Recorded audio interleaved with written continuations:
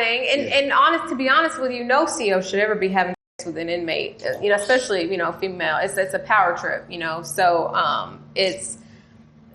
but it happens. But yeah, there's a lot of very Did you see a lot COs. of them being forced to have sex with? There were.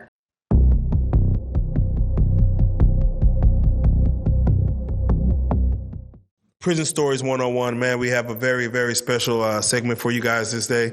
As you can see, we have not only the fan favorite Ice Gizzle, man. How's it going? Wow, in the building. There you go. We also have our very first female to grace the platform. And, it's a sad reality that even women have to ever have served a prison sentence. But we have Tara. How you doing? I'm doing well today. Thank you. There you go. And welcome to the program once again. Normally we have these conversations, not to glorify prison, but more so to have an education behind it and kind of get a story in regards to what happened with you. We try to get the who, what, when, where, and how. So first, let's start with the who, as far as if you don't mind reintroducing yourself and let us know how much time did you serve, if you know the. Okay. My name is Tara Perry, and I had 4 different prison stays. First one was 6 months state jail. Second one was a year in Texas prison. Third one was 18 months in a Texas prison. And then my last sentence was, I had a 20-year sentence, and I served 7 of that. Wow. The next thing that they're going to want to know immediately is the what. What did you do? And was each one different? What was the crime that was alleged or committed? So many. So started off with forgery, credit card abuse, unauthorized use of a motor vehicle, possession, and then manufacturing and delivery under 500 grams. So that was in state. And then my federal sentence was conspiracy to sell methamphetamine, 31 kilos. 31 kilos. What was that scenario? Like, were you a drug mule? Were you traveling with it? I started off when I was younger. Started off going to prison when I was 18 and had a boyfriend, had a habit, and started doing drugs when I was 13, actually. And met my boyfriend and kind of, he was taking care of me, but ultimately we were doing crimes, but it was due to the methamphetamine use. So every crime that I committed was because I was high. So, until the federal sentence, and the federal sentence is when everything changed. When did you serve this time, as far as from what year did you first go in till when did you last? I went in from the first time when I was 18 for checks that I had written for my boyfriend at the time. He tried to take the charge, and I was the one that wrote the check, so of course, I had to do the time. That was when I was 18, and then I went in again about 2 years later.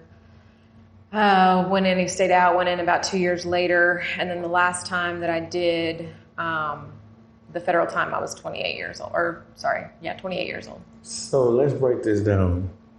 At 18, your first charge was?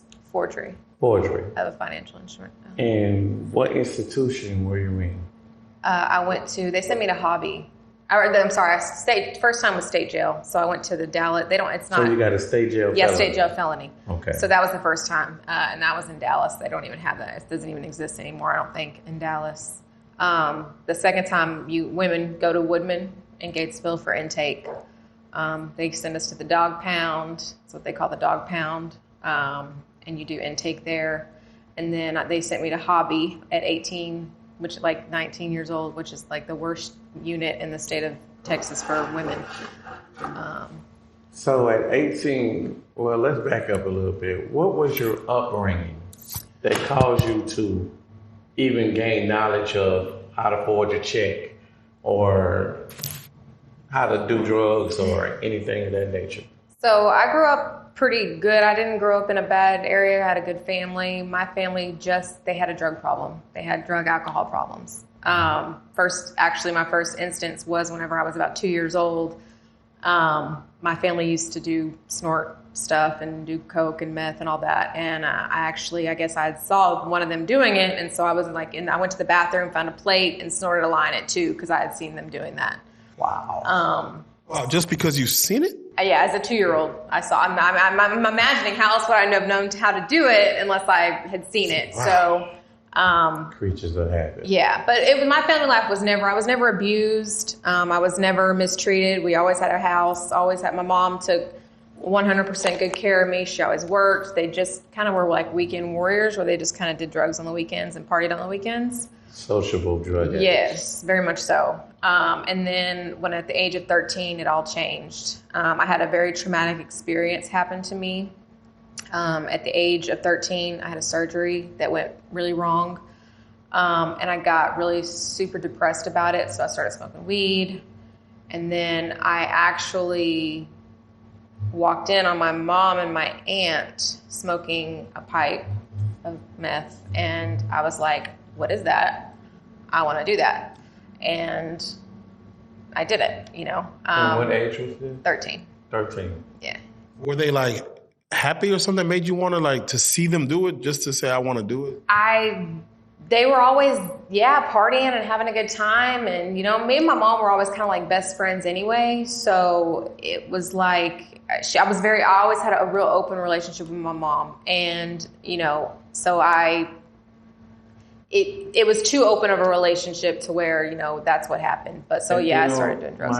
And what's your nationality? Black and white. Black and white? Mm-hmm. Okay. My dad was not in my life. My dad's black, my mom's white. Yeah, I was going to ask, mother was white. Okay. Yeah, my dad was never in my life. Just my mama. Okay. That is in itself interesting. So, whenever we do these stories, we ask, the who, what, when, where, and why. You kind of answer that, and, we kind of go into the why. But you kind of broke it down as far as what got you that. But I want you to kind of touch on the boyfriend factor because, I always feel like, whenever I see women caught up in any type of criminal system, it's always a guy behind it. Who was this guy to you? How long was he in your life? What did he mean to you at the time? His name is Marvin. And Marvin was my everything at that age. And he was my boyfriend and did me dirty, cheated on me all the time, whatever. I was so in love with him, and he's the one that took care of me as far as, got me my drugs, got a place. We lived in hotels and stuff. We bebopped from hotel to hotel. But he always took care of me, made me eat because I was like 99 pounds, soaking wet. So he never introduced you to the drug life. You introduced him. No, they were already doing drugs. So, I dropped out of high school like 9th grade, and started, I was the one that did introduce drugs to a lot of people, a lot of my friends at the time. But I did not introduce drugs to him. They were already doing drugs, but he stole the checks that I got in trouble for. He stole them from a friend of ours' house. It was a woman's check. So since I was a girl, I had to I had to cash the checks at 7-Eleven back then. So he was the one that, it was, I'm not blaming, you can't blame people. We do what we do, but, I was very young and influenced for sure. So did you get any kind of high from cashing those checks, seeing all that money? Yeah. All that free money, all that. It wasn't even a lot of free money. It was only these stupid little checks at a gas station for like $27 to get something, to get cigarettes or whatever. But it is a high. It is the credit cards, and you go and you do this and you get these items, and it is a high. And you also do it to support your habit too, because back then I wasn't selling drugs. Right. So I would buy things, we would buy things and then we would sell them to give to the drug dealers or, whatever. What was the highest you ever been? If from whether you remember or someone told you like you were this high? I was like the highest. How high had you got? On drugs? Yeah. I took a cap one time of 100, like a gram of dope. And that was the highest I'd ever been. I couldn't, when I say cap, it was that we put it in a pill and I took it, swallowed it. And it was the highest I'd ever been. I couldn't speak. I couldn't see. I couldn't function. Did you ever have an overdose situation at all? No. I've had a lot of instances. I've had a lot of people do things to me. I've been in situations to where, since I was the girl with the dope, I've been to houses where people would give me like GHB and I would pass out and wake up with like my pants down. You know what I'm saying? Like bad things have happened. Oh, wow. You mean assaulted? Yes. and you don't remember the assault. No. Yeah, that was my next question. That you being a female, jumping into this line of work, like how did you protect yourself, especially when you get high? You know what I'm saying? I put myself in bad situations, especially further down the road. Whenever I was the one that was selling the big dope for the Mexicans, I would go into neighborhoods to where there is I didn't have a gun. I wasn't a gangbanger. I didn't have a gun. But I would go into these places and these houses with all these dudes, all these guys, and by the grace of God, nothing bad ever happened to me in those situations. But I put myself in very bad situations in very bad neighborhoods all the time because I wanted to be that girl that had, I didn't want no man. I was done with like men controlling me or men, I wanted to be the one that had control of everything. And I was. So when you couldn't get that satisfying high, the thrill of actually being a boss chick sufficed. Yeah. It took you where you needed to be. It was the money. That was good money. I got addicted to the money, the power, I did a lot of, bad things. I was not a good person back then. I did a lot of bad things to people, treated people a certain way just because I had the dope that they wanted. I was not a good person back then. I was going to say, what all drugs did you not only sell, what all drugs did you partake? I've tried everything. I've tried heroin, didn't like it. I smoked weed a lot. I was addicted to Xanax and Valiums. I've snorted cocaine. I shot methamphetamine for about 2 months, and it wasn't for me. I got real sick one time when I shot it, and I never did it again. It all just went back to meth. Meth was it made me feel powerful. I was skinny. I thought I was, the shit. It just changes. I don't know. It just changes you. I like staying awake all the time. We would stay up when I was younger for like 7 days at a time playing dominoes and just it's happiness for a long time until it turns into where you have to do it just to get up in the morning. You know what I'm saying? And it's not happy anymore. It's fun for a while, but then it turns into something that is not fun at all. It's very demonic. Go ahead. So have you ever had to, you've gotten so high to the point where you're not getting high anymore? Yes. And you turn around and try something else or try a new spot, you know what I'm saying? Yeah. So instead of cocaine, you're making a Molly, or you're doing just any kind of drug just to find that dragon that you. I did. That's why I tried those things, but those things never did that for me. Like heroin put me to sleep, and I was like, I don't want to sleep. I immediately took heroin, and it made me, pass out, and I don't want to do that. So meth was just always the dragon that I couldn't get away from. I was, I think, 10 years old when I first seen my big cousin. She was 7-8 months pregnant. And she was in New Orleans, we call an apartment complex cuts, mm-hmm. cuts and hallways. This is where the main hustles and trapping go on. Yeah. So she was getting loaded to the point where it didn't do anything for her. She had to find somewhere else to shoot needles. Yeah. And I watched her sit down on side the wall, spread her legs, and insert a needle into her vagina. Yeah. Whoa. Yeah. I did. I haven't mentioned. I've got 4 children, and my first got pregnant when I was 16 years old, and I did dope with all of my kids while I was pregnant, So I'm curious, what is it like to just, you just shoot anywhere? I've seen people do it. People shooting their necks. They lay over the bed. They shoot in their necks, their jugulars.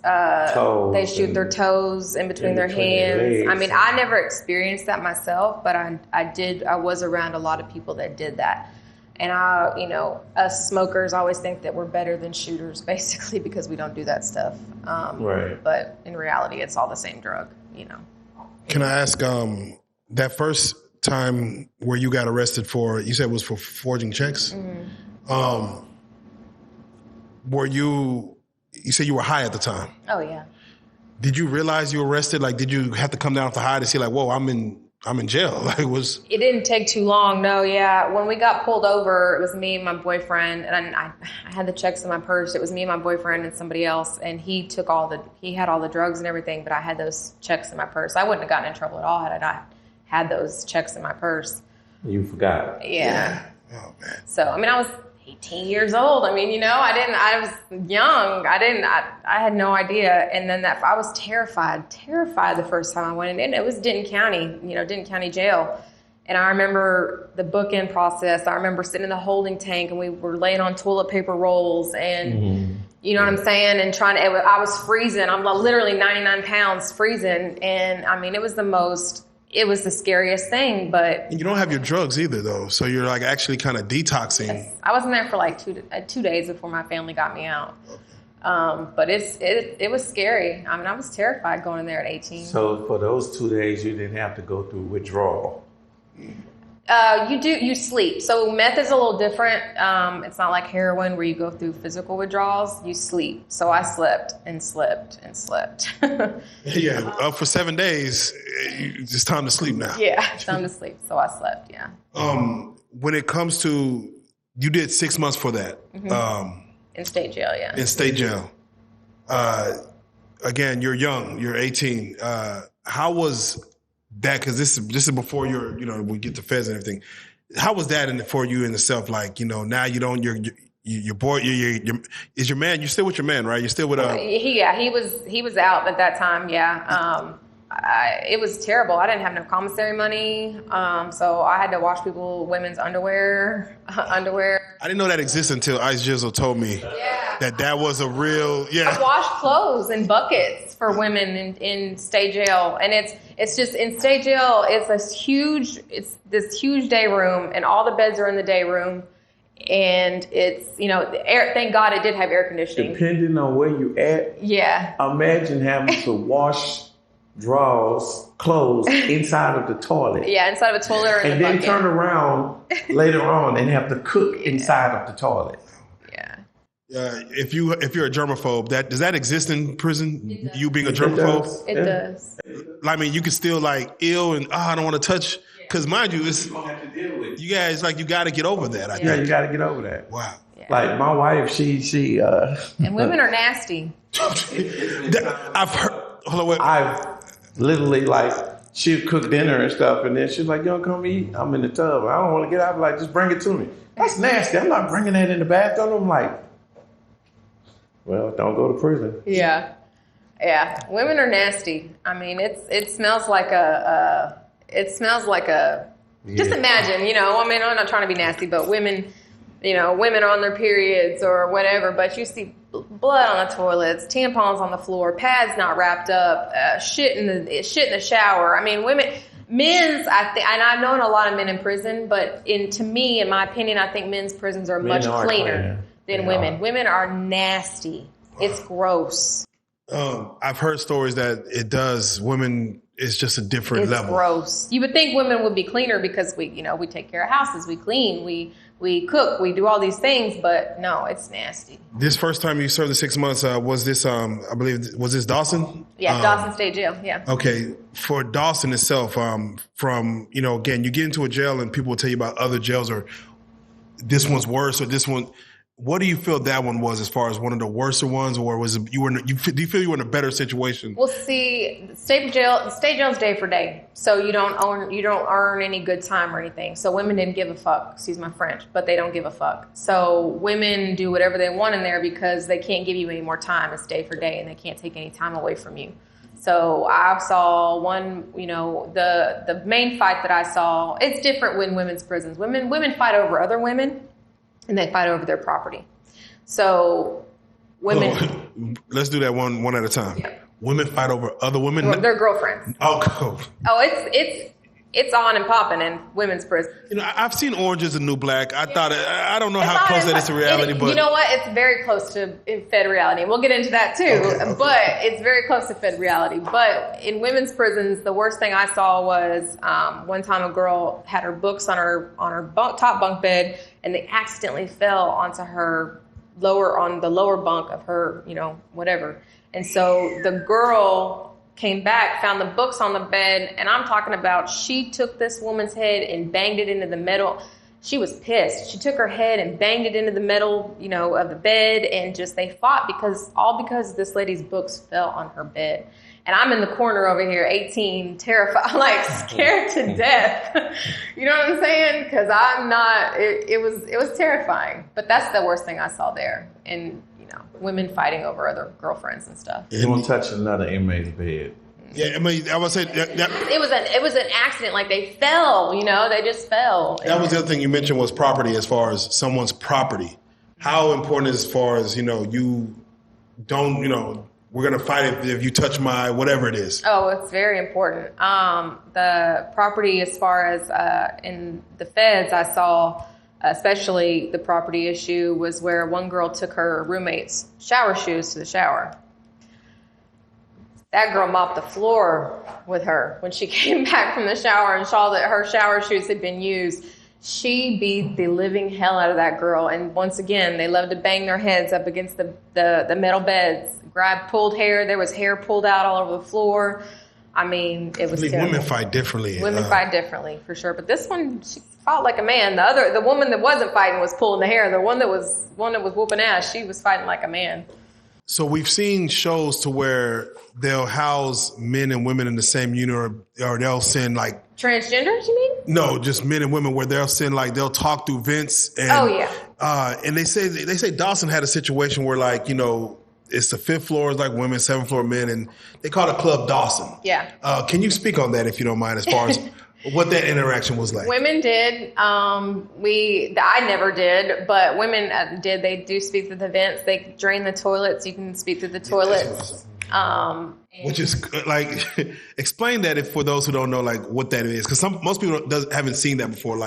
How is communication happening? So it's a metal toilet. Just picture a metal toilet, and they drain the water in it. I don't even know how they drain the water in it. They drain plunger, or they stock it with tissue. You just press the button. Yeah. And you hold the button, and all the water it goes low. Yeah. So once the water is down, now you have the perfect speaking tube because it goes right next door. Yeah. So you speak through it and it echoes.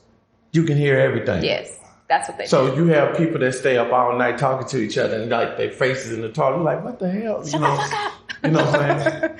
So, because there are no kites. Yeah. You know what I'm saying? Have relationships been formed? Oh, yes. And wow. Oh, yes. Wow. Yes. That's amazing. Yeah. No, that is amazing in itself. So, of course, you do Dawson. And again, we're going to jump around, but I think the main story, because you did 2 other times. You said you went 4 times. I went, 4 times. So 2 other times in state, 2 other times in TDC. Like I said, first time I went to Hobby Unit, Hop and Hobby Unit. Hop and Hobby. The worst female unit in the state of Texas. And I had a very small sentence. And I'm talking about those women were murderers, rapers. I saw women get raped with broomsticks by other women, shoved. One woman slit her wrist outside of her window because her girlfriend broke up with her.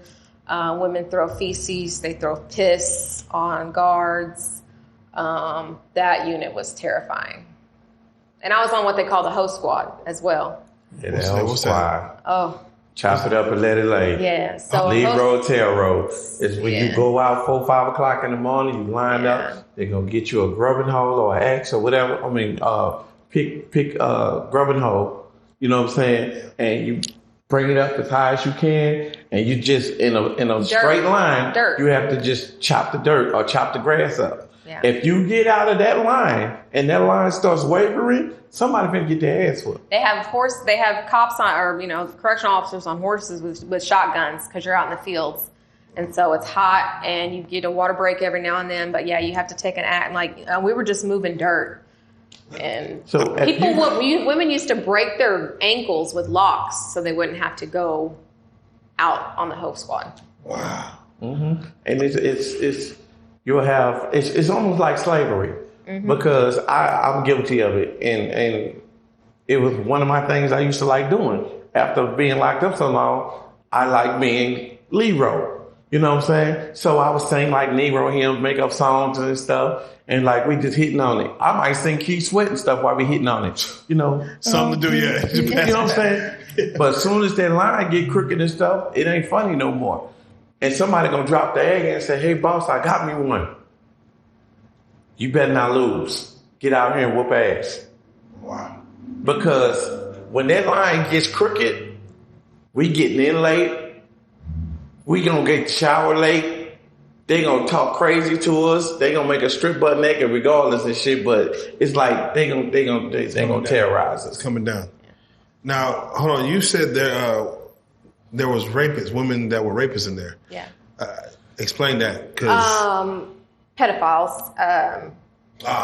Pedophiles. We had there were a lot of women there for, doing terrible things to their children. But they would rape other women in prison. They would rape. Yeah, I didn't know if that was a thing. Like, we hear stories of men, of course, booty bandits and things of that nature. But women assaulting another woman to rape them for what? I don't understand the pleasure behind that. Like what is it? What is it? Like, what is to degrade? I guess to show. They don't really.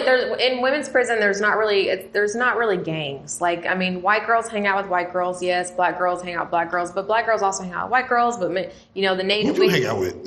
Everybody. Yeah, so you mixed. I'm in prison. I'm the perfect inmate in prison. It's whenever I got out that I couldn't act right. Who do you associate with, black or white? Both. I had both. Yeah. Well, go ahead. Yeah. But yeah, so it's not really gangs. There's not Crips, Blood. You know what I'm saying? It's not like that. It's a lot different. Women's prison is a lot different than men's prisons. How is the age hierarchy for women's prison? Like, do the older women maybe garner some respect maybe? Yes. The ones that have been there for a while, yeah, they do. A lot of women, they've been there for 20, 30 years, got life sentences. So a lot of the younger ones come in, bebopping or whatever, and then the older women will put them in their place. So there's something I want to touch on. I've always wanted to touch on this. They say the apple don't fall from the tree. Mm-hmm. My mother did prison time, right? So my mom did 8 years. Mm-hmm. She did it all in LTI, Louisiana. She came home with a kid. We didn't understand that. Yeah. To meet your mother after all this time, being in foster care, and it's like, oh, we're so excited. You know what I'm saying? We get there and stuff, and then there's this other little guy running around, and we're like, who's that? That's your little brother. What? Yeah. Like, what?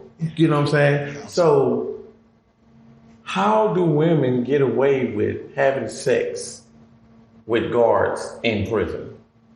So it's not as hard as you think. I on everything I never did. It was never something that I did. I did know girls that did, and they find closets. They find. Let me ask you, why didn't you? Because I didn't want to get in trouble. I wanted to go home. Was there a CEO that you liked? I mean, I know you got your. It's like I can kind of see women being attracted to. It's a power thing, and to be honest with you, no CO should ever be having sex with an inmate. Especially female. It's a power trip. So but it happens. But yeah, there's a lot of. Did you see a lot of them being forced to have sex with? I never saw it. I do know that women spoke about it. When I was locked up in the feds, we would always hear these stories from other COs. They got transferred from Gainesville or different spots like that. And it's just like, oh, I have to get away from there. Like, it's terrible over there.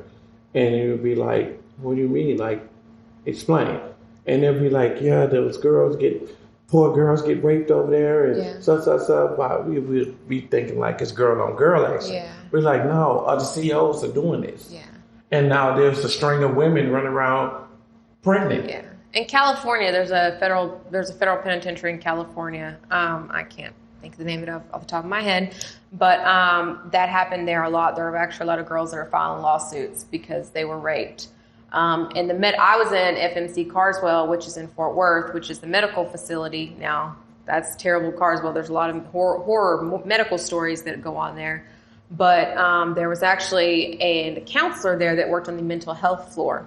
And he was abusing mental health inmates. So he, in his office, he, would bring in these mental health women into his office, and he was abusing them. And when they finally found out, and they came in with a light, boy, let me tell you, that room lit up. Oh, so elaborate, when you say abusing them, do you mean like beating on them? No, or sexually. Sexual relations? Yeah, they were mentally, literally it was the mental handicap floor. Like, these women were... That's sick. These women were, mental. Do you know what happened to him, his fate? I think he got prison time. I'm not sure. Gosh, if some of my prison girls were here, they could tell me, remember his name for me. But he did end up getting time. He got fired. You said there was a lot of medical horror stories there. Do you have one that you know of that had... No, I actually nothing ever. Not personally you, but just one that you heard. That you know that happened while you were there. Several. So, there were women who were in the hospital. It was an actual hospital. So I worked as an INA, which is a nursing assistant, while I was there. And women would, they would get the wrong medications. They would get the wrong treatments. Doctors would ignore things. Women would die. Several different things. People would, something would happen. You would, something with their leg or something, and then they would let it, and they would have to end up losing their leg, or just so many medical horror stories came from FMC Carswell. What happens when a woman does deliver a baby in the feds or in prison? I actually was pregnant and delivered a baby myself. Oh, wow. Okay. Yeah. So the third time I went in, I was pregnant with my son, and they send you to Galveston, the medical unit in Galveston, and you're handcuffed to a bed, and you give birth. They do a lot of emergency C-sections there because it's a teaching hospital, and so most of the women that go there to give birth to babies, they have to have a C-section for some reason. So they... Not by choice, just... Not by choice. I honestly believe and truly that they'll tell you that there's something wrong with the baby, and so many women come out of there. Too many number of women come out of there with C-sections, so something is fishy. So they told me that the baby's heart rate was dropping or something, so they had to do an emergency C-section. So I was handcuffed, went in to have my C-section. They took him out, they take him away, and they wheel you into the back, into a room with 2 beds. They make you get up by yourself to shower. As soon as I had my C-section, I had to get up by myself. And I got to see my son for an hour. And in order to do that, right after giving birth and having a C-section, I had to walk down this long ass hallway, in so much pain, just to go see my son and hold him for an hour. And then my family, my mom and my grandma, thank God, came to pick him up. But they rip your baby away pretty much right away. If no one is there to pick him up, do they go to the state? Yeah. Wow. You mentioned you're handcuffed. So even while giving birth, handcuffed to a bed. Wow. Man, the things. If you don't mind, I'd like to kind of, and again, we're jumping around, but I'd like to kind of hone in on the federal sentence. How much time do they give you for that? And the crime itself. Conspiracy. The day you got busted with that, what was that day like, and who were you with? Who was involved? So another guy of mine, that he was the one to show me how to sell dope on a whole new level, because I had never sold dope like that before. Ounces, kilos, show me how to make real money. So when I started doing that, and I started working for, he went in, he got locked up. I kind of took over for him, started getting from the Mexicans. And there was another guy of his, who I'm gonna put his fucking name out there because he's a snitch. His name is Kerry Etherman. And he was getting dope from us. And he was with a girl who was actually getting followed by the feds. She didn't know it. When she got arrested, it started the conspiracy. She started the conspiracy, Brittany Barron. So when she got arrested, she got caught with an ounce of dope in her, and an ounce of dope in her car. Instead of taking her time and going to prison like she should have, she started an open investigation and started a conspiracy. So Carrie Yetherman, who I actually got pregnant by, I was with for just a very brief period, had actually gotten me and my dealer were out at the casino, and he had went and got dope from my apartment that night, right? Because I'm just like, okay, if you need it, just go in and get it. So he actually went into my house, got the dope. The feds had followed him to where he was going, and when he got there, he was arrested, taken to jail. Marshals came to see him. So when the marshals came to see him, he immediately opened his mouth and told him where he got the dope from, which was from my apartment. So it put me in on a conspiracy. In the federal system, it only takes 2 people to come and say something about you, to say that they sold dope to you or that you sold dope to people, and then you get brought in on the conspiracy. So I had no idea any of this was going on. And then my co-defendant, or the head honcho guy, he was actually locked up and told me that I was on the indictment. So the marshals actually called me, told me that they just needed me to come in for questioning. I was actually pregnant with my 4th child at the time. And so I went in to the DEA building in downtown Fort Worth, and you go up this elevator, and then you walk off the elevator and you see Drug Enforcement Agency sign. You go into a door, and then they lock it right behind you. So I knew, you already know, whatever, you're not just coming in for questioning. So they took me in that day pregnant. I went to the Fort Worth jail. And I stayed in Fort Worth jail. They actually let me out on a PR bond because I was pregnant, so that I could have my baby out. And while on the PR bond, I got clean, I got sober. But they come to you the feds, they come to you, and what their whole purpose and point is when they come to you, they want to come to you for you to speak on other people, right? That's their whole point. That's their whole goal, is for you to tell on other people. Yeah, and when you don't have other people to tell on, you have to tell on yourself, because you can't fight the federal system. There's no fighting. They have like a 99% conviction rate. You don't fight the federal system. So I admitted to what I had done. But during that time between me getting arrested and whatever, I had my baby. I got clean. I got sober. It was the first time in my life that I had gotten sober. I had a job at McDonald's. I was so happy. You had a job at McDonald's while this case is coming. Yeah. But you're trying to do And so I had my baby, and I was, I still have my other kids, and I was just trying to better myself and trying to prove to the court. You have no idea how the federal system works. When my lawyer told me that I was looking at 20 to 30 years, I about died. I had no idea how the federal system works. None. How much time did they end up giving you? 20.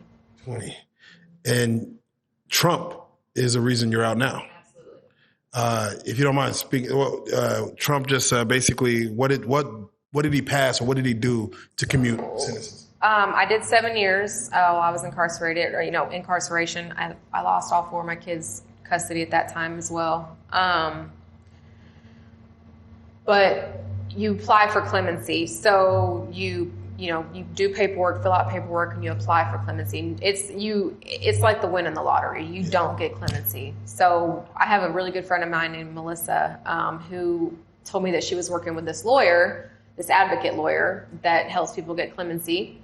And so I was just like, fuck it, I'll do it, So I sent in the paperwork. The lawyer started working with us, and right before he left office, his daughter, Ivanka Trump, called. The attorney that we had so happened to have a connection with Ivanka Trump, and Ivanka Trump was like, give me your girls' stories, let me read them, you know what I'm saying, whatever. So we all wrote out our stories, sent them in to Ivanka Trump, and she read them. And then that morning before President Trump left office, I didn't know it yet, but they called my mom and told my mom, like, Ivanka just signed, just had her dad sign your daughter's clemency, so she's going home.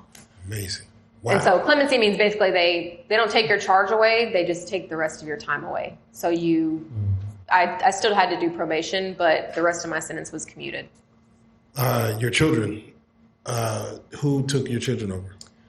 So they got adopted out. Unfortunately, when I was incarcerated in the feds 2 years into my sentence, my mom was still trapped in the cycle of addiction, and somebody had called CPS on her, and we didn't have anybody to take my kids. And so one visitation, she showed up without them, and I didn't have anybody to take them, so I had to sign over my rights to my kids 2 years into my sentence. Do you, their status now, are you aware of where they are?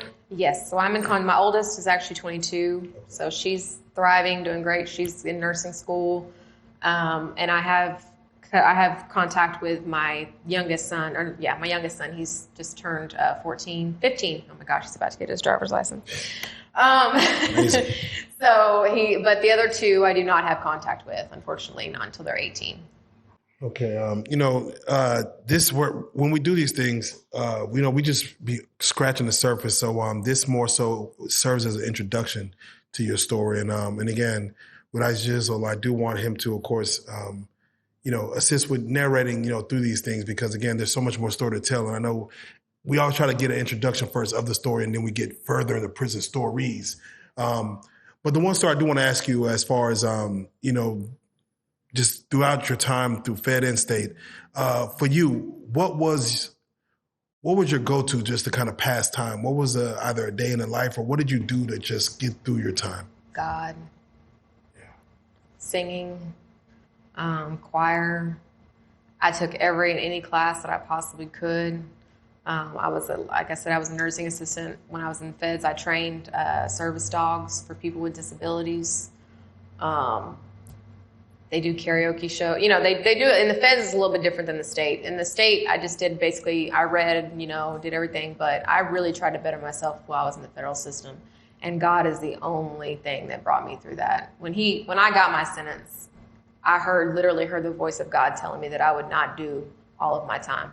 I heard the voice of God telling me that. And I held on to that the entire time. And everything that he told me came to pass. Every single thing that I heard from him, every message that I got from him, everything came to pass. Amazing. With that being said, we always, these prison stories, we try to give some hope. And this is the first time, again, that for us to have a female to be able to talk to younger girls out there. We try not to glorify prison and try to give a cautionary tale when we tell these stories. But for you, and again, sometimes it always is a guy behind a reason a woman actually has to look at a judge in the face. Can you give just some type of words of wisdom to a young lady that might be watching this, that may be in love head over heels and doing something for her guy that she just knows, like, I know this is wrong, but I love him so much? Can you speak to someone that may be going through the same thing? A real man will never, ever, ever, ever lead their woman into doing something that's going to put them into prison. Love is never, ever worth putting yourself in a situation to where you are going to be arrested.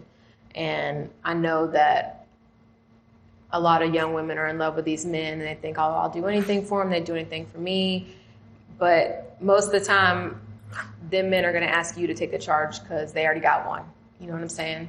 So I just want every woman to know, and every little girl to know, that there is hope and that you can make it and you can get out of addiction. I'm a living, walking proof that you can make it out of addiction and that you can give yourself a better life.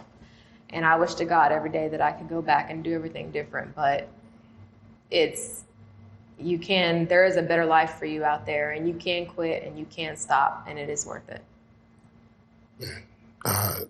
That right there, that hits home, because again, I know young girls who are head over heels, and again, like you said, a real man would never put you in a position, especially if you have kids, to lose, to where you may be away from your children and be in this situation like this. So, Tara, I appreciate you. And I just, you have any closing words as far as, again, we like to talk to the young men who are dealing with young women and putting young women in scenarios like this, if you don't mind speaking to them. I mean, she basically said a mouthful.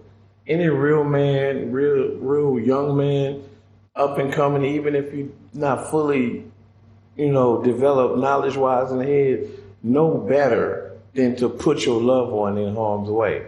You know what I'm saying? Because if you're not going to do it, why would you send her to do it? You know what I'm saying? Because me, per se, I'm not putting mine in nothing. I keep my dirt. I've always kept my dirt far away from my house. I was always taught, never shit where you lay.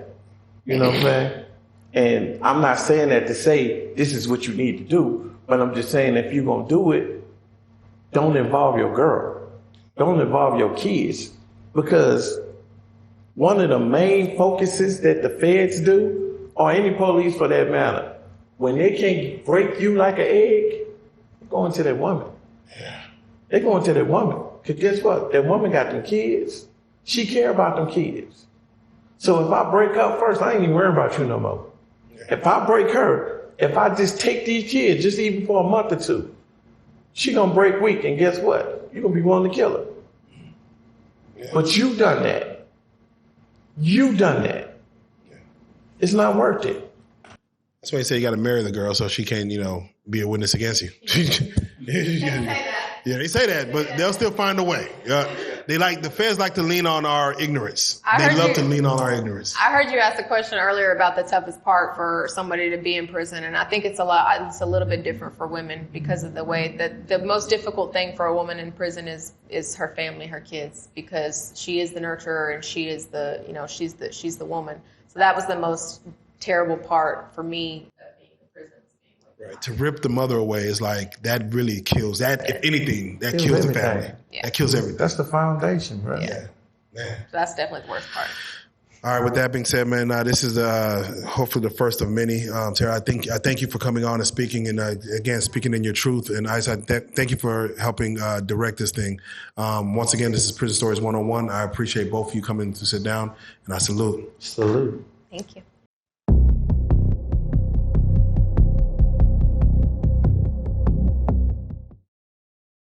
For me, that was something that I did miss a lot because I wasn't ever in that right mind frame because I can't be in the bed with 4 other women in the room masturbating at night. You know what I'm saying?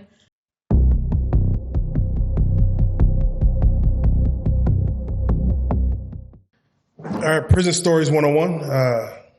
We are back. And Tara, I was asking, did you ever have a nickname back then? Did you ever go by anything? I didn't really, though. I didn't. I mean, when I was young, they called me Tay-Tay, but I mean, I should have had a nickname. Yeah. Everybody in the drug game has a nickname, but I didn't. Right. You had mentioned that, you became probably your worst self at a certain time where you actually put fear in people. And did you feel like it was an alter ego? Do you feel like that was always in you? I used to tell myself, like, I identified myself like I am Meth. You know what I'm saying? Like, that's who I am. Like, that's who I knew I would always be. I always said I would be the granny outside, literally on the rocking porch, smoking a pipe. And it became like I made women do things,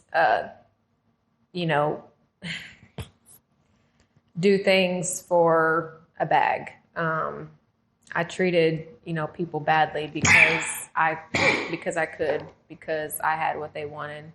And I don't know how far I can go in telling stories and stuff of what I did, but you can go far. I look at worst case scenario. You maybe move like a pimp and made women probably provide sexual favors. Yeah. To get high. I degraded, some women because they had done some things to me. I never did anything to anybody that hadn't done anything to me, like sleep with my boyfriend or, you know what I'm saying, or whatever. So I never did anything just to just anybody. It was always somebody that had done something to me. But I, locked a girl in my car one time because she got pills from me and couldn't pay and scared her pretty, scared her pretty bad, but I had to because I was the one that I had no other way of getting my, I had nobody to go get my money for me. I had nobody to go do these things for me. Exactly. So, intimidation is, again, it works. It works. Yeah. In prison, did you ever see a girl get turned out? Yes. As far as she never messed with a woman before? Yes. Several times. Yeah. Can you give us maybe 1 or 2 stories as far as you've seen that? Like, it's something that they want, it's something that they're curious about, or are they forced to because I've heard women have to force themselves to go down on another woman, and they never had that. So women, whenever you come into prison, there's what they call stud broads, and stud broads are the boys in prison. They're the ones with short hair. They're cute, and they're like little boys. And stud broads is what they're called. And so they will turn with a lot of, especially young girls come in, probably never been with a woman or whatever. And, they'll turn them out, and they don't force it on them. They give them things when they get in. They're like, oh, you need some coffee, or, oh, you use my shampoo, or, you need this, you need that. I'll get you this off commissary. And then it kind of turns into a I need you type thing. And so they end up, in a relationship with this person. I would consider it because, again, in my mindset that women in the free world will be with other women just because they want to. Is it more so okay in there? Like, I know a woman might not be like, well, I never did that. But once it happens, are they like, well, that was enjoyable? Yes, for sure. For sure. It's more acceptable for women to be with women. You know what I'm saying? It's not acceptable for men to be with men. I mean, I'm not against, but it's just in society as a normal, yes, in society's eyes. It's more normal for a woman to be with a woman. And so, especially in prison, it's not considered taboo. It's not considered you're a punk. It's not considered you're nothing like that. You know what I'm saying? It's as far as it would be in a men's prison. Have you seen relationships so far as, marriage or like they get out and they get married? Yes. Have you seen that happen? I have several friends actually on Facebook that were locked up together, that were women that were locked up together, and they go out into the free world and they start a relationship, they get married. So what do the COs consider when, because again, it's a bunch of women. Like, do the COs even care that two women are in the cell doing whatever? Like, is it? They do. They watch? Do they this is? They do care. It's not okay for it to happen, but you put up sheets. You put up sheets over your bed, or you have a guard stand by the door. Or I've seen girls do it in Carswell, the medical facility. We had to go up it was this building, like this big, tall story building, and you had to go up these stairs in order to get to your dorm. Well, there's a spot where there's no camera. And so women would just go down there while everybody else is walking in the door, going up the stairs. These women are just going down on each other right here. You know what I'm saying? Because they don't care. They got no self-respect. They're just trying to get it in. No self-respect is crazy. But with that, to me, it means they have no self-respect if they're willing to do it in the stairwell with everybody watching them when they're coming through. You know what I'm saying? Very much so. Have women used sex as a way to get favor from COs as far as like, hey, I need either something in here or I need, whatever they need. Do they use it as a weapon or they use it as favor? Yeah. I worked in the commissary in Carswell, and there was actually a boss in commissary that had relationships with his workers in commissary, and he would bring them outside gifts, and they would have these different watch bands, and you'd be like, oh, how'd you get that watch band? You know what I'm saying? And it was known, you know what I'm saying? But it was... I don't even know. It was known against the women, but women really didn't talk about it, or nobody did anything about it. I mean, I think I heard that he actually ended up getting fired because he went crazy after he got exposed for being in a relationship with an inmate. But it's definitely common. You had technically cleaned yourself up, gotten a job. I mean, you did everything right. When it comes to the trial, did you have a court-appointed lawyer? I did. I had what they called a DEA. I called him a DEA lawyer. When I told you I went into Fort Worth, and right before I got out, it's called a proffer. And so a proffer is where you go in and you basically admit to, what you did or whatever. It's not supposed to be able to be used against you, but it absolutely is used against you. And so I had a lawyer that was right there, Johnny, on the spot. The DEA, the DEA was like, oh, hey, here's your lawyer, basically. That lawyer didn't do anything for me. He didn't fight for me. He didn't tell me anything. I mean, I had what they called a DEA lawyer, absolutely. When you're going through your trial, did you feel like this thing is done? I mean, did you feel like he put up at least a good fight to where you're like, I don't know, I might get off? Or no, so it's different. So for the fact if you take it to trial, he told me that if I took it to trial, because I had no evidence against me. The only evidence I had against me was what two people said, and then me saying, yes, that I did this, me admitting my guilt. They had no phone calls. They had no videos. They found no drugs in my apartment. They went and searched my apartment. They found no evidence of anything. They didn't have any undercover footage. They didn't have any other evidence on me. Never caught me with a drop of dope. And so whenever I went in, basically what you do is you go up, you say what you have to say to the judge. Your family can speak on your behalf, and then the judge decides, he goes back and he deliberates what your time's going to be, because they have what they call the guidelines.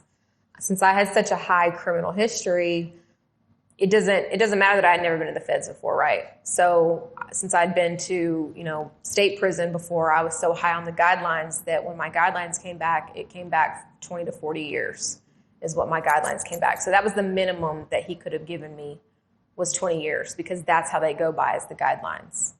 Jeez. So minimum. That's the minimum, yeah. So when I was telling my story, and then the prosecutor gets up and he's like, Judge, let me remind you that, this woman sold kilos of dope to families and blah, blah, blah. And the judge was like, well, thank you for bringing me back to reality, because basically he was like really feeling this testimony. All my kids were there. I had a 3-month-old baby that I had just had that was there, in the courtroom. And I'm crying and begging him not to take me away from my baby. I just had my baby, please. I've changed my life and all this. And he's like, Miss Perry, I'm sorry, but basically it's too late for you, is what he told me. It's too late. If the judge could see this, and you could speak to that judge now based on the life you lived while you were in there, but who you are now as a person, what would you tell that judge? It's funny because going through that saved my life. It 100% saved my life. It changed me into the person that I am today. It grew my relationship with God. I'm not glorifying prison in any way, shape, form, or fashion, but prison is what you make of it, and prison is how you use it. And I used the federal prison experience to 100% better my life. And by the grace of God, I got out early, but even if I hadn't, it saved my life, because on the path that I was on, it was either going to end in death, or somebody was going to kill me, or I was going to get myself into a situation with the Mexicans that was not good. Or yeah, I was going to say, when it comes to you being, mulatto, you're being black and white, what does race play in a woman's prison system? Is it just strictly just the blacks deal with the blacks, whites deal with the whites, the Mexicans deal with the Mexicans? And again, where do you fall in that line? It does. It's not like they fight or anything, but black women do stick with black women, and white women stick with white women, and Mexicans stick with Mexicans. And the natives they do group together. We would have a black TV room and and then a white TV room or whatever, or the black girls would go in and watch their shows that they wanted to watch, and then we, whatever. And it was mixed too as well sometimes, but people do tend to stick with their own race. I have grown up with white people my whole life, so I normally gravitate towards the white, a lot of black women have never liked me my whole life because I was mixed. I had a lot, especially when I was growing up, so I never had a lot of black women. It's different now, of course, but growing up, a lot of black women didn't like me because of the color of my skin, because of my hair, because of this, because of that. So, but race does play a role in it. So I was kind of I'm just kind of stuck to myself though. I was in church, I did the church thing, I did the choir thing. I just kind of stuck to myself, really. Except until I got to the dog program, and that was amazing. Yeah, I was going to say, what all jobs did you do? What? In the feds, I did, I was a nursing assistant, so I took care of all the women on the medical floor. I worked in the radiation department for a little while.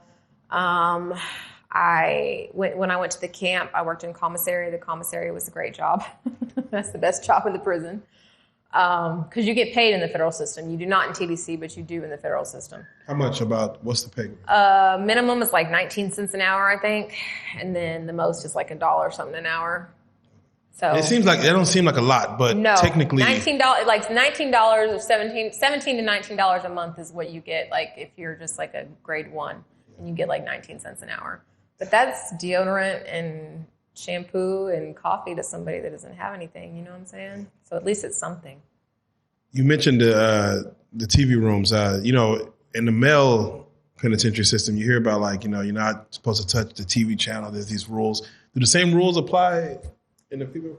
They do. In state prison more so than in federal prison. Federal prison, it was pretty laxed as far, but there were women that controlled the TV room, you know what I'm saying? And you would have to go into the TV room and be like, hey, so, you know what I'm saying, so-and-so, do you care if I change this and watch this to, whatever? But they're not going to fight you for it, but they're going to be like, oh, yeah, honey, go ahead, yeah, you can watch that. Or no, we're watching this program.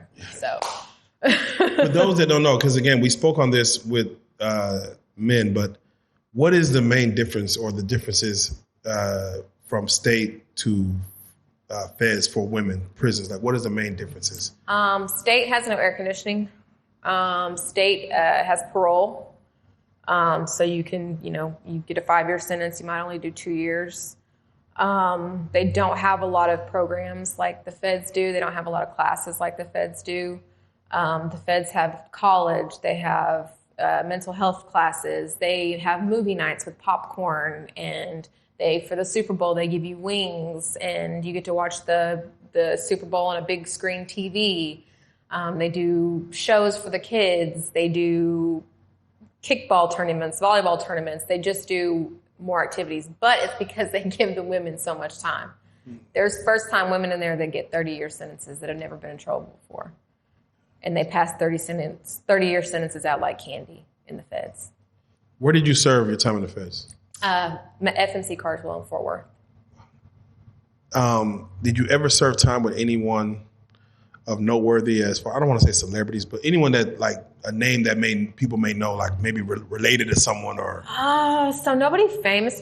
I served time with a few murderers behind the fence that were on Snapped. And I can't remember the names, but they did episodes of Snapped. They did have this in FMC Carswell is the only federal prison that has maximum security for women. So there were a lot of more famous women back there. There was some terrorists back there that we had threats of them coming to get her. So there are more famous people. There's a lot of child molesters in FMC Carswell because they have a child molesting program there that they supposed to rehabilitate or whatever. Give me your thoughts on that. We see a lot of let's just say teachers that might have been sleeping with a 15-year-old student, having a relationship for maybe a year, months, or whatever it was, and they end up doing time for it. What are your thoughts on a 26-year-old teacher sleeping with a 15-year-old boy and getting X amount of time? I don't think they get enough time. I mean, there were girls that got 3-year sentences for selling their young daughter or son to somebody, to some man, or videotaping, their boyfriend going down on their 3-year-old son, and they have a 5-year sentence. And I'm sitting in here on a drug charge. Most women are sitting there on drug charges with 20, 30-year sentences. They don't get enough time. I mean, it's terrible. Some of the story, it's disgusting. And you wouldn't think that women, you don't think of women as child molesters. You think of more so of child molesters as men. But there are some women in there that did some pretty gruesome things, and they just got these little old sentences. How do you know of the crimes they did? Is it something that's just told, or is it paperwork? We know. Okay. Yeah, we know. We asked this question as far as for you, or to all people that kind of visit the show. What is a sound that still, I don't want to say haunts, but if that's the word that fits, what is a sound in prison that still haunts you to this day, if anything? A sound, gosh. It's maybe not a sound, but it's noise. So, in a crowd of people, a lot of people, because it's always so loud in prison. It's always people talking, conversating. There's not a quiet moment. It's always talking and noise. So whenever I go somewhere where there's a lot of like a lot of people talking or a lot of noise, it's like it kind of triggers me. It's hard for me to be around because it's just, you never get a quiet moment when you're in prison. As far as from going to state to feds, can you explain the difference as far as just kind of give us a visual outlay of what the cells look like, what the doors, just kind of break down as far as from feds to state? Yeah. So depending upon like where you go in state, of course, most prisons, they have rooms, rooms that you can go into, and then they have big day rooms. Like I said, there's no air conditioning though in state at all. And as far as, I went to one facility where it was so nice. And we had like cubicles. Each woman had their own cubicles and everything in there.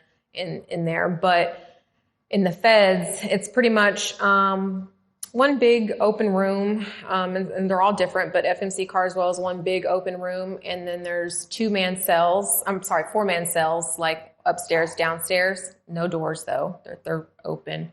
Then you have a day room with 4 TVs, and then you have a shower area with doors that you can actually close. So that was nice, because a lot of most prisons, they don't have that. Most prisons, you have to take a shower right next to somebody in their naked body.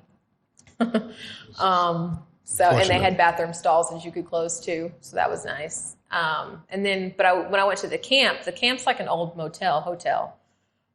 So you're in a room, like a motel room with 6 other women. You got a lot more freedom. You can move around there. You can go, we had a lake that we could go walk around the track. It was a lot different. So depending upon where you are, it's a lot different. The feds are, like I said, they're just a lot nicer, than you get fruit every day. You get, the food's good. The medical care, like they were talking about earlier, the medical care is much better in the feds. You have made mention as far as, women are more like very clean creatures by nature. We think that women are clean. Can you go into the feds and be like a germaphobe and be like, oh, that's dirty. I don't want to sit on that. And I know some women that don't even sit on toilets. You can put toilet paper down. But they have cleaning supply. Like in state, they didn't really give you access to cleaning supplies. In the feds, you can go request cleaning supplies from the guards, and you can clean out, you can clean off the toilet, or you can clean off whatever. But when we were at the camp was much cleaner. We cleaned our rooms every single day, so it was much cleaner at the camp than it was behind the fence. Women are nasty though. I'm just gonna put it that way. It's disgusting.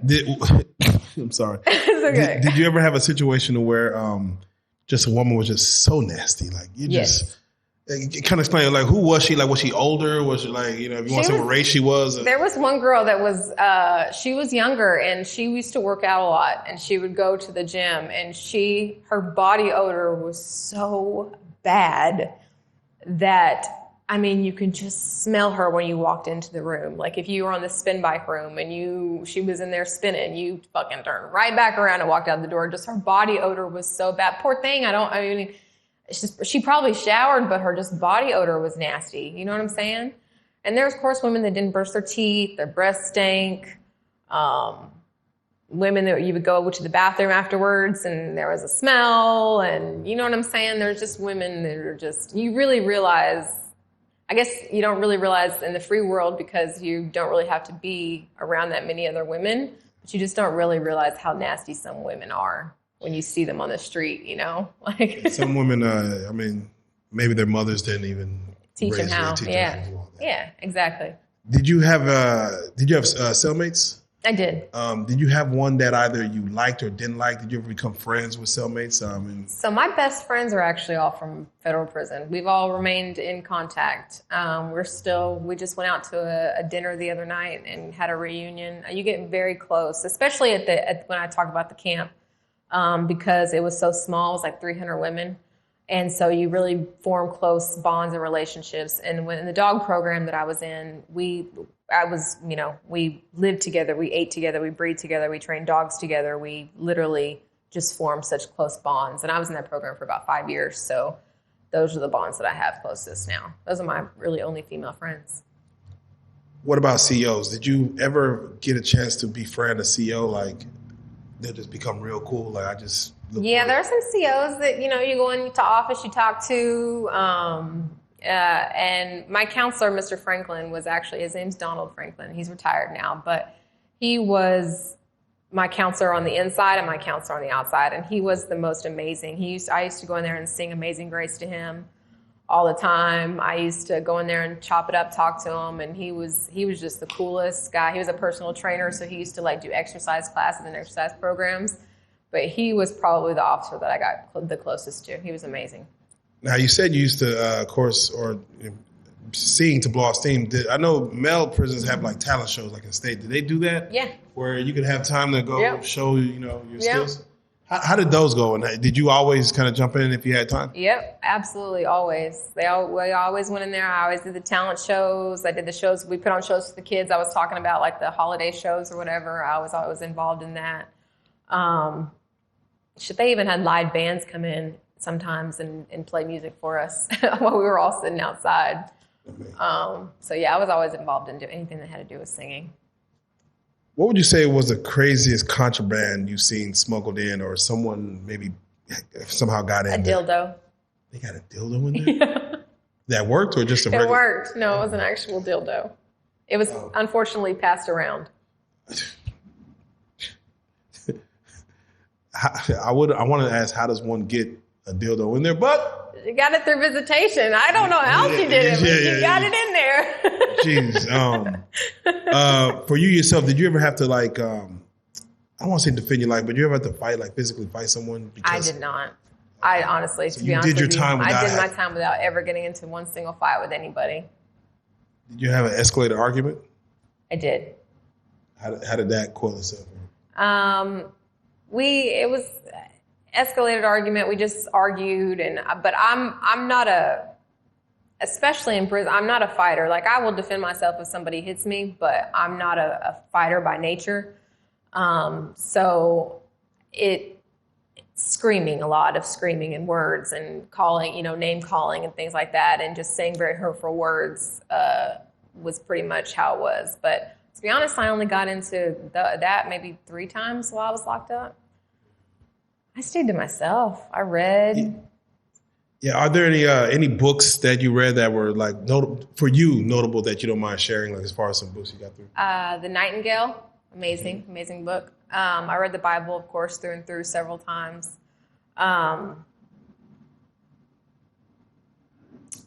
Outlander was an amazing book. That's an amazing series.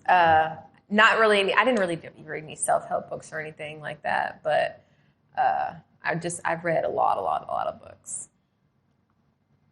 For someone coming in, again, if you were to give them a rule, or either let's say 3 rules to kind of do their time and get through it, what rules would you give a first timer, whether through state or through feds? What rules would you give them to abide Don't get involved in anybody else's drama. Don't touch anybody else's property, and don't accept anything from anybody, because that just never goes well. do people offer things Yes. So the first day in, they'll probably offer something. Yeah. Do you remember your first day in the feds or in the state, as far as was anything out of the ordinary? Is it pretty much normal? Was the treatment okay, or do you remember them being extra harsh on you? So intake was a little bit different than state in the feds. So you just kind of go in to get processed. It's a long process. They go in, they interview you, they take your picture, they do this. But the counselor, I remember I told her, I was the one thing that stuck out is I remember telling her, I was I want to go to the camp. And she looked at my sentence and she was like, honey, you got a 20-year sentence. You ain't going to the camp anytime soon. You know what I'm saying? You're not going anywhere. And I'm like, yeah, I'm going to get there. You'll see. You know what I'm saying? I'll get there. And but the intake process, so you go through all that, and then you get taken to your dorm, and it's very different from the intake process in state. In state, you got to. Well, I was talking about the dog pound. You got to go to the dog pound and in a kennel basically for about 7 days while you get processed in. So yeah, it's a big difference between the intake from the feds and the state. So for you, as far as getting out, again, for Trump to have did that on his executive order on his way out, Walk us through the day as far as you knowing that you're going to get out, and how much time from the day that you know to getting out, and also like getting out. How was that for you? Who picked you up? Were you on a bus? Like what? So the night before, I saw the chaplain the night before President Trump left office. And I was like, I told the chaplain, because we were very close, because I did a lot of things for him, a lot of programs. And so I saw the chaplain and I told him, I was like, I just want to tell you bye. And he's like, what? I said, I just want to tell you bye because I'm leaving tomorrow. And he's like, okay, yeah, right. I'm like, I promise you I'm leaving tomorrow. I had no idea, of course. So that we had just gotten new puppies that night for our dog program. And so I had my new puppy, and I was up all night with the puppy. You get crying and whining. So that morning, we're taking our dogs out to go to the bathroom, and we got the TV on because it was during COVID. So we had TVs in our room because we were kind of confined to our rooms. So we had the TV on of his exit, of him leaving. And I'm like, fuck, I guess it didn't happen. You know what I'm saying? No word, no nothing on the TV, no news coverage, no anything. So I'm outside with my dog, and my counselor, Mr. Franklin, my homeboy, he comes walking down the sidewalk. He wasn't supposed to be there that day. He comes walking down the sidewalk. I've got my dog, and he's like, Miss Perry. I'm like, what's up, Franklin? What are you doing here today? And he's like, you haven't heard? And I'm like, haven't heard what? What are you talking about? You haven't heard that we got our new dogs or what? What are you talking about? And so it's like, really, you haven't heard anything? And I'm like, oh, Mr. Franklin, like, what are you talking about? So he's like, come to my office. So I'm like, oh, fuck. So I go in his office, and I've got my dog in my hand, and he sits down, and I said, I'm going to make a phone call real quick. And he's like, I'm like, who are you calling? And he's like, I'm just going to make a phone call real quick. So he gets on the phone, and he dials a number, and it's my mom. And he's like, Miss Perry, and I'm like, Mom? And she's like, Terry, you made it. You got clemency. They called me last night and told me you got clemency. And I got goosebumps right now. I almost dropped my dog. I mean, it was the most emotional day that I had ever had. And remember, I told you when I first got locked up that God spoke to me and told me that I was not going to do all my time. I had a vision about a year into my incarceration, this very moment that I would get clemency, that I would be in Mr. Franklin's office, and that he would be the one to tell me that I got clemency. I literally had that vision a year into my incarceration. Amazing. So I'm standing there, I almost dropped my dog. My mom's telling me, blah, blah, blah, blah. I'm jumping up and down. Mr. Franklin's just got this huge smile on his face, and he's just so happy. And he's like, I'm like, are you serious? Y'all are lying to me. And he's like, Miss Perry, he's like, we're not lying to you. Yes, you got clemency. So I ran out the door, went in the room, gave my dog to somebody else, and was just screaming, I got clemency, I got clemency. And so literally we left, four of us, that got clemency, that all had the same lawyer working for us, Miss Jane Murray. And we all left that day. And there was one other girl in the dog program. She had no idea she was getting out. And so it was another friend of mine, Melissa, and then another girl. So they either have the option to keep you for a while longer or let you out that same day. And then they let us out that same day. So we had literally like 2 hours to pack all of our stuff up, to get ready, and we left that day. And I'm packing all my stuff up, trying to get it all together, trying to figure out what I'm going to give everybody, and I was just I couldn't stop talking, and all the chaplain came to see me, and when he came to the door, I was like, I told you I'm leaving today. And he was like, you did. Normally, like again, with a lot of men I speak to, they don't leave that quickly. You're leaving within 2 hours of being told. Within 2 hours of being clemency, being clemency. Well, there's some people that you were just going to miss while you were in there. Oh, yeah. It sounds funny, but I miss prison every day. And the aspect that I miss of it is the familiar aspect of it, and the closeness that I have with those women. It was very special. And I miss it. Not like I miss being there and I don't like being out in the free world, but that's what I miss about it, because those women were just some amazing women. Getting out, was anyone there to my pick mom. you? Okay, your mom. Yeah, my mom came to get me. We went to Whataburger. Shout out Whataburger. If you're in Texas, you know. How was that like just getting out Whataburger? Just like, did you want to do overwhelming? Did you want to just be like sit in a room by yourself, or did you want to let's do everything? I wanted to do everything, but everything was so overwhelming. And I remember we had to go to Walmart that night to get stuff. And I walked into Walmart, and there were so many options and so many choices. I had a panic attack because There was just so many options. I couldn't make a choice for myself for a good 2 months after I got out. And I couldn't sleep for the first, my mom, I couldn't sleep for the first 2 or 3 weeks. I could not go to sleep because I was just so overwhelmed with thankfulness and gratefulness. I can't even explain it to you why I couldn't sleep. Whose house did you go home to? My mom. She lived in a little RV. Okay.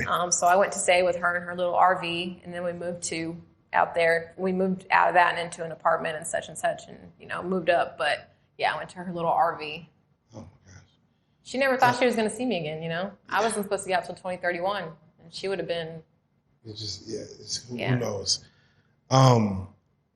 What was probably one thing, a simple thing that you missed while you were in there, just serving any kind of time? Just for those, it's just perspective, a small thing that, people might take for granted out here. What was one thing that you missed? Picking your own clothes. You have to wear the same thing. Having the ability to decide what you want to eat because you have the same thing every day. Turning on a light switch. Turning on a light switch. Having the ability to turn off and on the lights whenever I wanted to. That's probably honestly, that's probably the number one thing. Yes, something so simple that people do not turning on a light switch. That's amazing. Did you ever have thoughts of escape? No. If you were to ever escape, did you ever see loopholes in the prison? If I ever wanted to really do this, whether state or federal, the camp was honestly the easiest place to escape from because it was literally by a lake, and all you had to do was cross that lake a little bit to go to main ground. So that was the easiest place to escape from. So if I was to escape, that's how I would have escaped, was get in the lake, go to a little piece of land, and right there is the highway. Did anyone ever attempt? I don't think so. I don't think anyone had ever attempted to escape from the lake there. Yeah, that'd be crazy. Yeah. But yeah, that's where I would have done it for sure. No, that'd be crazy. What do you feel are some misconceptions that people have about female prisons? As you're talking to people, what do you think are some misconceptions that people think is going on from the outside looking in?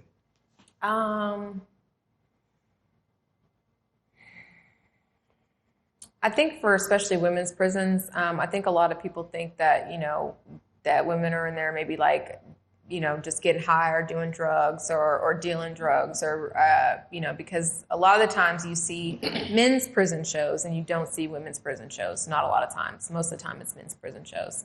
But they have misconceptions of women and what the inside is like for them, or that there is the gang activity or, all this and all that. And most of the time, most of the women's prisons are just filled up with women who had a drug problem, who got in trouble over with a guy, and who are just in there missing their families. You know what I'm saying? Most of the time.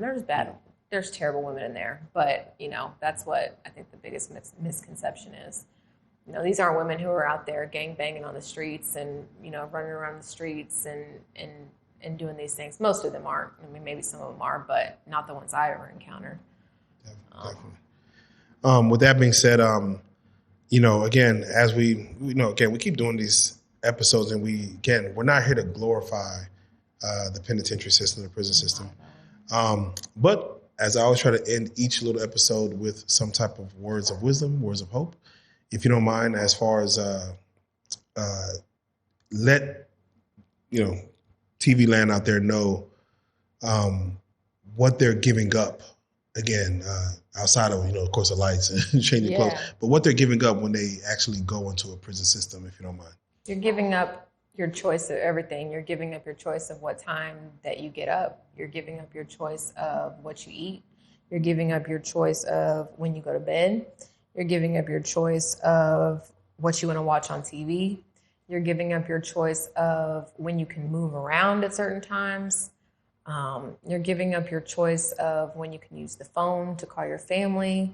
You're giving up your choice of pretty much everything. What you wear, I mean, you don't have a choice. I mean, you just don't have a choice of where you work. They'll stick you wherever they want to. So you're giving up your freedom of being able to choose what you want to do for your life, pretty much in every little detail. I had an inmate, of course, male. he has stated that one thing that he missed is just the simpleness of making love. Like he doesn't get to like that. Once that left, it's like I don't get to do that no more. Yeah.